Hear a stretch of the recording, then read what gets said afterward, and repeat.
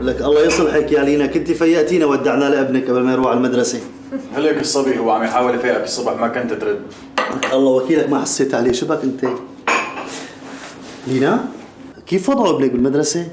منيح ماشي حاله. يعني حدا عم يسمعه شيء، عم يحكوا معه شيء هيك غليظ او كذا؟ لا لا ابدا ابدا، بالعكس هون كثير عم يتعاملوا مع الطلاب السوريين هيك بعناية وحساسية. ايه وليش لا؟ يعني مثل ما بتعرفي السوريين انقذوا الموسم السياحي للبنانيين. لا مو هذا هو السبب. يعني اكيد الجانب الاقتصادي له دور اكيد، بس هن بشكل عام تغير موقفهم من السوريين، لا تنسى انه هن اكلينا من قبل. مزبوط.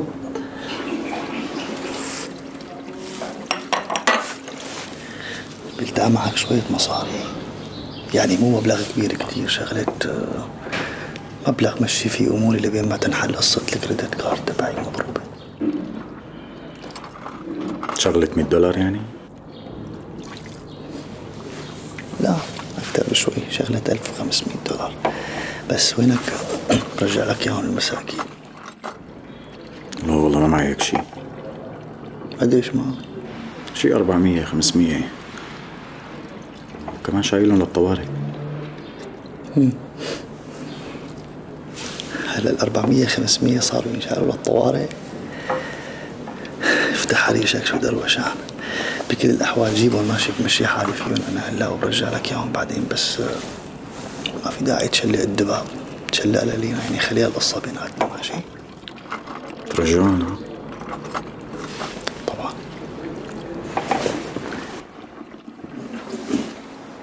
الله يخلي لك الشمعة يا لينا.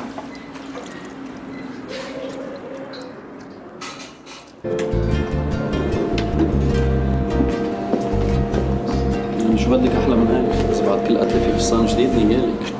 خلاص دقيقة على عامل تشيك اوت.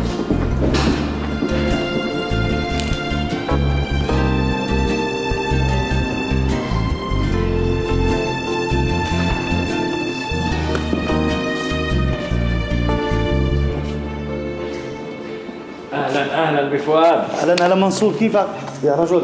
بعرف مواعيدك دقيقة، انا تأخرت والله. ليش العجقه بهالبلد بتخلي حدا يعرف يعمل موعد على المزبوط؟ شرف فضلك. طمني شو الاخبار؟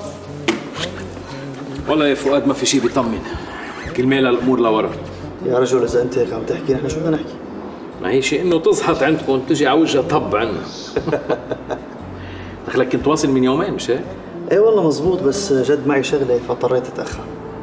خير ان شاء الله. هذا يا صاحبي شو تشرب بالاول؟ اسبريسو. لو سمحت. الله يخليك 2 اسبريسو. شكرا. هذا يا صاحبي محسوبك على الان بورطه طويله عريضه. البضاعه تبعي مكدسه بالمستودعات، ما عم بقدر اتصرف فيها لانه ما في كاش. الي بالملايين ديون على العالم والناس. كل ما بتسال حدا بيقول لك مفلس ما معه الودك. اغلب الناس ضبت مصرياتها وهربت برات البلد.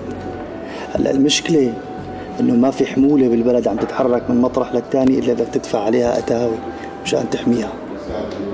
مثل ما بتعرف انا عم بفتح بدبي، بس الشغله بتاخذ وقت. يعني بفهم منك لازمك سيوله. لازمني سيوله، قد ما كانت فوائد كبيره انا جاهز. قد ايه المبلغ يلي بمشيك؟ مو تحت $1,000,000. بس اسمع، شو بدك ضمانات؟ انا جاهز.